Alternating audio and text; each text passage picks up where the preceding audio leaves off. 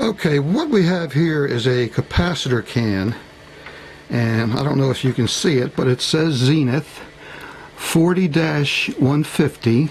That would be a 40 UF power cap electrolytic capacitor, and a 20-150, a 20 and a 20 UF dash 150, 150 volts. So we have two capacitors in there, and they're the power caps. They're the electrolytic capacitors.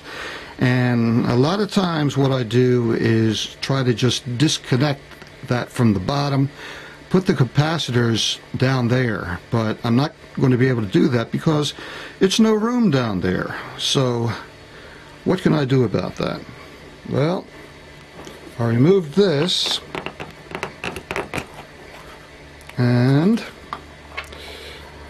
I sawed this in half, took that off, took the old capacitors out. They look something like this. Well, not really bad looking. It looks like a type of felt with aluminum wrapped around. Kind of like a bakery bun. Okay. Looked in pretty good shape, but you have to change these. That's the first thing you do, is change the electrolytics. So we're going to change that, and when we put this back together, no one will ever know that we were there. If we take a look at this thing from the bottom, we can see that there is totally no room for any electrolytic capacitors, which are actually the bigger ones. They're larger than these yellow regular capacitors. So anyway,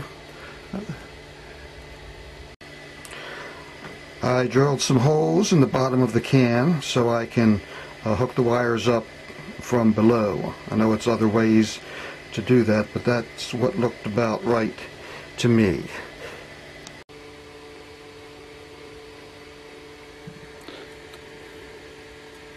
Okay, and over here at the turntable, remember we were talking about this rotted out cartridge that goes under there, holds the needle on so you can play the record.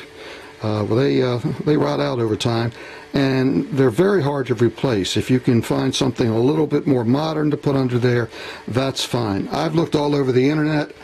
I can't find anything. If you guys know of any place, I'd love to be messaged. I'd appreciate that. But what I did find from an old Gilfillan 78 record player is this. Yeah, it's an American brand cartridge or stylus, whatever you want to call them, and it's in pretty good shape, and it plays. I did replace this one because of the age of it on the stylus of my Gilfillan, which we will look at probably at a later date. But I didn't throw this away because I knew it was a good one, and we're going to try to get this under here. Now, I don't know how we're going to get that stationary, but if you look, it looks like it might work. I don't know. It may be a temporary fix, or it may be good enough to call home forever. Okay, so that's where I'm at right now. This is part 2. Everybody have a good evening.